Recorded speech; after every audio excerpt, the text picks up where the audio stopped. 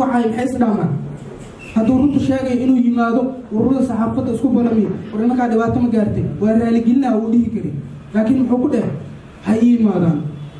waa dhacdo kale iyadana nin dhibaato loo geysta oo ha ii yimaado soo lugay la leeyahay waa dhacdo kale iyadoo sidaas ay tahay waxaa lagu leeyahay ninkaan maxaa u diiday hadalkiisa noloshaada baa nacay in lagu dilo ma ka baqaysid miyaa horta haddaad aragtiin saxaafad la caburinayo ama la weerarayo ama la xirxirayo ama haddii alla kuro yahay la dilayo waxaa la rabaa dembi shacabka laga gelayo in la qaliyo mar kasta oo la caburinayo saxaafadda waxaa jira xadgudub ummadda lagu hayo taasoo la doonayo inaan saxaafaddu soo bandhigin maalintii wariyaashan sidaan la yeelayay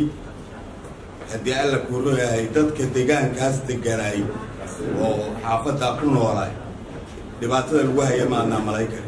wixii dhacay waxay ahaayeen wax muujinaya intanadan iyo inta kale ee waddanka joogta inay halis ku jiraan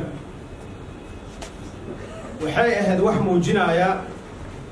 khatar soo socota oo ka imaanaysa hay-adaha nabadgelyada koox kale maaha hay-adaha haysta fasaxa hubka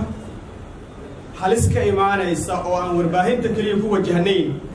ee qof walba oo muwaadina oo Soomaali ah ay u imaan karto qabsan karto waxaan la qabaa madaxda iyo asxaabta kaleba inaan cambaareyno wax xun faaxisho haddii ay jirto tani waa faaxishadii ugu dambeysay ee ka dhacda magaaladan weliba degmo nabad ah oo intaa ognahay aan rabsho badan ka jirin xasiloon garaadaha askari rabo in garaadaha laga qaado ma jeclo ma jiro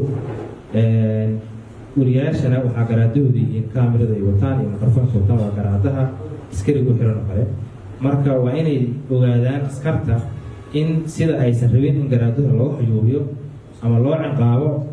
inay ula dhaqmaan sidaas oo kale wariyaasha Soomaaliyeed ay ilaaliyaan